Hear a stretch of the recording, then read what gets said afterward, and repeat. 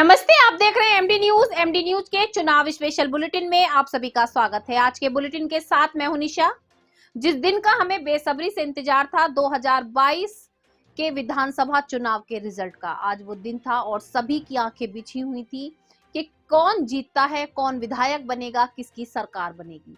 सुबह से ही सभी नजरें बिछाए बैठे हुए थे, सभी इंतजार कर रहे थे और धीरे धीरे जैसे जैसे दिन चढ़ता गया वैसे वैसे काउंटिंग शुरू होती गई और राउंड अप आते रहे और सभी के दिलों की धड़कन तेज होती रही। आज 5 राज्यों का फैसला हुआ। आपको ये भी बताती चलूं, 4 राज्यों में बीजेपी सरकार बनी, एक राज्य है पंजाब जो आम आदमी पार्टी की सरकार बनी। अगर अब बात करें मेरठ की, तो मेरठ का भी हाल मैं अब आपको बताती चलूं। मेरठ में भी सुबह से ही सभी उम्मीदवार पहुंच चुके थे और सभी नजरें गड़ाकर बैठे हुए थे कि कौन जीतेगा।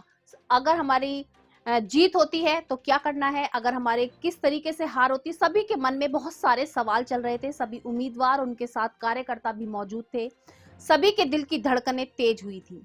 हमारी मेरदर्शन की टीम ने, आपको अगर बात करें कि सरधना विधानसभा, जी हाँ, तो हमारी मेरदर्शन की टीम ने सरधना विधानसभा के जो विधायक थे संगीत सोम, उनसे बात की तो उन्होंने पूरा दावा भरते हुए कहा कि एक तरफा जीत लेंगे। 300 प्लस तो बीजेपी सरकार बनेगी, लेकिन सरधना में तो वो एक तरफा जीत लेंगे। और शाम होते होते वो बीच में से ही गिनती छोड़कर अपने घर चले गए, क्योंकि जैसे ही नतीजा सामने आया कि जो संगीत सोम है वो हारते नजर आए, तो उन्होंने गिनती भी पूरी नहीं होने दी और वो छोड़कर चले गए। क्योंकि सुबह से उन्हें आश्वासन था, उनके अंदर एक था कि उनकी जीत पक्की है, लेकिन कहते हैं ना, कहीं कहीं कभी कभी ऐसा होता है कि हम सोचते कुछ हैं और होता कुछ है। वहीं अगर बात करें गुलाम मोहम्मद, जी हाँ, राष्ट्रीय लोकदल के जो उम्मीदवार थे गुलाम मोहम्मद, जिनके बारे में मैं आपको काफी समय से न्यूज भी दिखाई है मैंने पहले भी, तो उन्होंने भी पूरे दावे किए और मनिंदर पाल जो भाजपा के प्रत्याशी थे, बीच में से ही काउंटिंग को छोड़कर चले गए और उन्होंने पत्रकारों से भी बात नहीं की। तो बहुत से ऐसे उम्मीदवार थे जिन्हें पूरा अपना दावा था कि वो जीत हासिल करेंगे और काफी जिद्दोजहद रही। एंड टाइम तक भी पता नहीं चल पाया बहुत से प्रत्याशियों का तो कि कौन जीतने वाला है। और अगर सबसे भारी मतों से जो जीत हुई है वो मैं आपको बताती चलूं, कैंट में अमित अग्रवाल जो भाजपा के प्रत्याशी हैं, उनकी 1 लाख से भी ज्यादा वोटों से जीत हुई है। और अगर बात की जाए दक्षिण विधानसभा की, तो दक्षिण विधानसभा में एक बार तो ऐसा लगा कि भाजपा के प्रत्याशी हारते नजर आ रहे थे। वहीं लेकिन शाम होते होते उन्होंने अपना हौसला नहीं खोया और वो वहीं डटे रहे और शाम होते होते पल्ला पलट गया। जी हाँ, कहते हैं ना, किस्मत कभी भी बदल सकती है, जो हम सोच भी नहीं सकते। तो आज ये देखने को मिला। सरकार दिया केवल एक ही चीज है, वो है सरकार बनाने में कि गरीब, पिछड़े, दलित, वंचित, एमबीएस में कर रहा हूँ, सब लोगों को साथ लेकर के आदरणीय योगी जी और आदरणीय मोदी जी के नेतृत्व में प्रदेश में और इस भारत में जो विकास किया है, उसी का आज परिणाम है कि हस्तिनापुर विधानसभा 64 साल के बाद दोबारा मुझे सौभाग्य प्राप्त हुआ है जीतने का। और इसका श्रेय भी मैं आदरणीय मोदी जी और आदरणीय योगी जी को और अपने क्षेत्र की हस्तिनापुर की जनता को देता हूँ। हस्तिनापुर की सीट से जीतने की दोबारा रिपीट हो रही इतिहास है कि जब से असेंबली के चुनाव होते हैं तब से लेकर और आज तक जो हस्तिनापुर से जीतता है उसी की सरकार बनती है। और आज ये दोबारा सिद्ध हो गया कि जब मैं यहाँ से जीता हूँ तो आदरणीय योगी आदित्यनाथ जी की सरकार पुनः उत्तर प्रदेश में बनी है। अब जब आपकी जीत हुई है, जनता ने आप पे फिर से विश्वास जताया, तो जनता के लिए अगले 5 साल में क्या देने जा रहे हैं? आदरणीय योगी जी ने एक अभूतपूर्व विकास हस्तिनापुर का किया है, जो जनता ने आज उस काम करने का एक आशीर्वाद मुझे यहाँ दिया और सरकार को दिया है। आने वाले समय में भी बहुत योजनाएं हैं जो हस्तिनापुर के लिए हैं। आपने देखा होगा कि पौराणिक काल की धरती है हस्तिनापुर, भगवान श्री कृष्ण और पांडेश्वर की धरती है हस्तिनापुर कि वहाँ पर आज जो वहाँ फॉरेस्ट का मामला हो, चाहे जैनियों की बहुत बड़ी तीर्थस्थली बन चुकी है। आने वाले समय में आदरणीय मोदी जी और आदरणीय योगी जी के नेतृत्व में वहाँ सरकार बहुत अच्छा काम करेगी।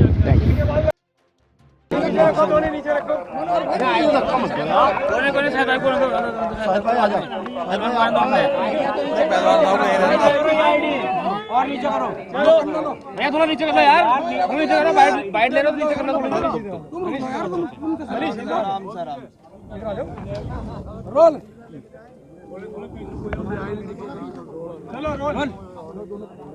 विधायक जी दोबारा से विधायक बनने के बिल्कुल करीब, आपको अब जीत आपकी हो चुकी है, क्या कहेंगे, किसको आप इसकी देंगे? बिल्कुल भैया बहुत बड़ी जिम्मेदारी जनता ने मुझे दोबारा दी है। मुझे इस बात का फिक्र है कि मैं अपनी जिम्मेदारी पूरी ईमानदारी से पूरी जनता के लिए तत्पर हूँ और मैं पूरी तरह से उनकी खिदमत करूंगा और सेवा करूंगा। ये मेरी जिम्मेदारी है और इंशाल्लाह मैं पूरी करूंगा। जिस तरह से लगातार सामने आ रहा था कि वीवीएम में कुछ छेड़छाड़ की जा रही थी, उस पर क्या कहेंगे? कोई छेड़छाड़ नहीं। जब अल्लाह साथ होती, जनता साथ होती, फिर कुछ नहीं होता। कोई कुछ कर लो। आपके राष्ट्रीय अध्यक्ष ने इस बात का आरोप लगाया था, हाँ सही लगा। पकड़ी नहीं गई, अरे पकड़ी नहीं गई ईवीएम, कितनी पकड़ी गई? इनकी नीयत ठीक नहीं थी ना। लेकिन इतनी वोटों से क्या करेंगे? जो बड़ी बड़ी वोटों से आप देखिए 26,000 कुछ से जीता हूँ, क्या करेंगे 26,000 में? ये नहीं कर सकते ना। तो ऐसे ही इंशाल्लाह आप देखिए शाम तक देखिए रिजल्ट कैसा आएगा। यहाँ तो एक भी नहीं दिया, 58 में 8 दिखा रहे थे ना। हम मेरठ में 5-6 जीतनी जा रही है हमारी। अरे भाई ये तो 8 ही दे रहे थे, पूरे पश्चिम में 8 सीट दे रहे थे ना। हम मेरठ में क्या आ गई हमारी? कौन झूठा है? अरे भाई चैनल वालों ने 8 ही दी थी ना, और मेरठ में 4 जीत गए हम। बताओ सरकार नहीं बन पा रही फिर भी। अरे भाई ये तो जनता का फैसला है ना, यहाँ पर हम क्या करेंगे? ये जनता का फैसला, जनता का जो फैसला है वो हमें स्वीकार है और जनता ने जो फैसला किया उसके सरमाते धन्यवाद पूरी उत्तर प्रदेश की जनता को। वोट परसेंट बढ़ा है, इसके लिए क्या कैसा लग रहा है? 24 नहीं अच्छा किया, ये अच्छा हुआ। और अगर प्रयास करती सरकार तो और निश्चित रूप से और वोट बढ़ता, लेकिन कंजूसी की वोट बढ़ाई नहीं लोगों की। क्या लगेगा इस बार? तो आप मजबूती से बिल्कुल आ रहे हैं सामने, तो क्या लग रहा है किस तरह से आपके जनता की सेवा 5 साल होने पूरी ताकत के साथ लड़ेंगे। ईमानदारी मोहब्बत जज्बा है हमारा। ईमानदारी से लड़ाई लड़ेंगे और ईमानदारी से लड़ाई लड़ने के लिए अल्लाह साथ होते हैं। जिसके अल्लाह और भगवान साथ होगा दुनिया में कोई उसे पीछे नहीं कर सकता। पिछली बार ये था कि 5 साल आप रहे विधायक रहे, सरकार नहीं बना पाए थे, तो इस वजह से आपको काम करने भी नहीं दिया गया। इस बार कैसे उसको सर्वाइव करेंगे? विधानसभा है हमारा, प्लेटफार्म है। विधानसभा में आवाज जनता की बुलंद करेंगे, लेकर सड़क से विधानसभा तक आवाज उठाएंगे और हमारी सरकार बने तो पूरा काम करेंगे। अभी तो शाम बाकी है भाई। 10 साल संघर्ष और बीजेपी के फायर ब्रांड नेता संगीत सोम को बनाना, कैसा रहा सफर और कैसे ये कर पाए? ये बहुत लंबा सफ़र है, बहुत सारे लोगों का साथ है और मैं सोचता हूँ क्षेत्र के गरीब, शोषित, वंचित, लाचार, बेबस, अक़लियत के लोग और लोकदल के साथियों ने भी बहुत हमारी मदद की, हमारा साथ दिया। और मैं ये समझता हूँ कि जनता इस तरीके से जब साथ रहती है तो निश्चित रूप से जीत होती है। हम लोग सालों साल से, पिछले 12-14 साल से लगातार इस क्षेत्र में संघर्ष कर रहे थे। इन्होंने ही, हालांकि समाजवादी पार्टी पहली बार सरना चुनाव जीती है और मुझे उम्मीद पूरी है कि मैं अगले 5 जो आने वाले समय पर सरना के घर पर, आवाम पर, जो लोगों ने दिलों में मुझे अपने बसाया, मेरी मदद की, मैं उनका आभार व्यक्त करता हूं और निश्चित रूप से उनके बीच में रहकर लगातार पहले भी काम किया है और मैं आगे करूँगा। ये संगीत सोम की हार है या अतुल प्रधान की जीत? देखिए मैं कहूँगा ये जनता की जीत है। जनता ही हराती है, जनता ही जिताती है। हम लोग घमंड करने लगे अपने आप पर किसी पर, और अगर कोई घमंड करता है, गुरूर करता है, जनता उसका घमंड गुरूर तोड़ देती है। ये लोकतंत्र में कई चीज़ों का पता नहीं चलता, पता नहीं क्या चीज़ कैसी बन जाए। और उत्तर प्रदेश के सिनेरियो से भी आप देखेंगे, जनता चाहती थी बदलाव और हमें नहीं पता कई जगह परेशानी, दिक्कतें खड़ी हुई हैं, वो आपके सामने। आप मतगणना स्थल पर आए थे सुबह 2 बार, क्योंकि आपको हार का सामना करना पड़ा था, तो इस बार आते हुए क्या राजधानी तेज हुई थी या आपको विश्वास था कि इस बार पक्का जीत होगी? देखिए जब आदमी इतने दिन से मेहनत मशक्कत करता रहता है, कई चीज़ें होती हैं, कई चीज़ें सामने आती हैं, लेकिन ये स्ट्रगल है ज़िंदगी का, वो स्ट्रगल हम लोग कर रहे हैं और उस स्ट्रगल के सहारे ही आज हम लोग यहाँ पर विधायक जनता ने हमें चुना है। और मैं पूरी कोशिश करूंगा कि आने वाले समय पर जनता के कामों पर खरे उतर उनके साथ रहें। विपक्ष में रहकर अतुल प्रधान जनता से किए वादे कैसे पूरे करेगा? देखिए हमेशा आदमी सत्ता पक्ष में नहीं रहता। हमारी कोशिश रहेगी कि हम लोग इस चीज़ को आगे बढ़ाएं और निश्चित रूप से आगे की तरफ काम करें। जैसा जनता निर्णय देती है वैसा काम करना पड़ता है, वैसा हम लोग करेंगे। और ये जो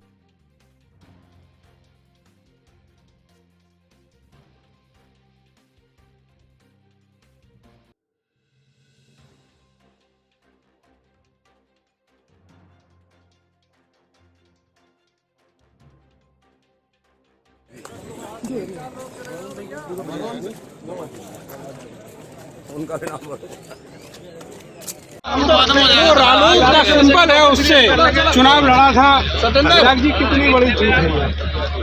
देखिए, जीत तो वैसे जीत होती है, जितना एक्सपेक्ट कर रहे थे उतनी तो नहीं है, लेकिन इतनी सम्मानजनक है, 10,000 से ऊपर जीत है।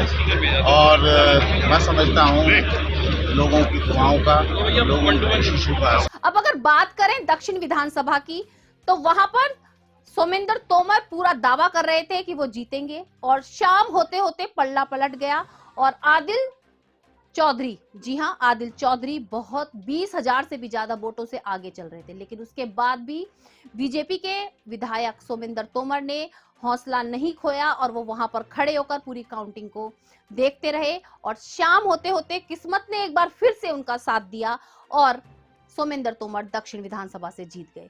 तो कहते हैं ना, किस्मत कभी भी कहीं भी साथ दे सकती है। तो आज सभी उम्मीदवार बहुत जो जीतने वाले हैं वो काफी खुश हैं। रफीक अंसारी जो शहर विधानसभा से जीते, जब हमारी मेयर दर्शन की टीम ने उनसे बात की तो उनका कहना था कि जिसके साथ अल्लाह या भगवान है वो हमेशा आगे रहेगा और हमेशा जीतता रहेगा। उनका यही कहना था कि पहले भी उन्होंने जनता के हित में कार्य किए और आने वाले समय में भी वो जनता के साथ रहेंगे, जनता को विकास की ओर ले जाएंगे और हमेशा जनता के दुख दर्द को सुनेंगे।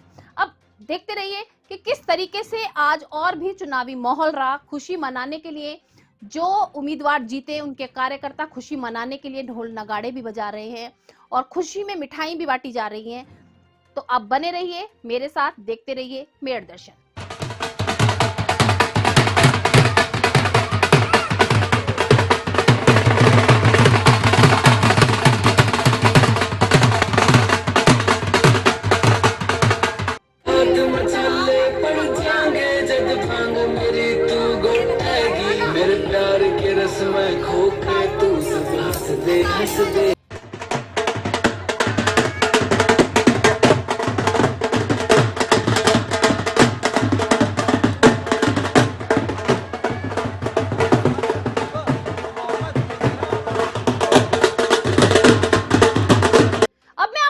चलूं कि प्रशासन द्वारा किस तरीके से व्यवस्था की गई थी ताकि कोई भी अप्रिय घटना ना हो और सभी कार्य बहुत ही सुरक्षित तरीके से किया जा सके। चौराहों पर एलईडी स्क्रीन लगा दी गई थी ताकि सभी वहां पर आराम से देख सके कि क्या काउंटिंग चल रही है, कौन आगे चल रहा है, क्या चल रहा है। सभी अपने फोन को लेकर भी बैठे हुए थे।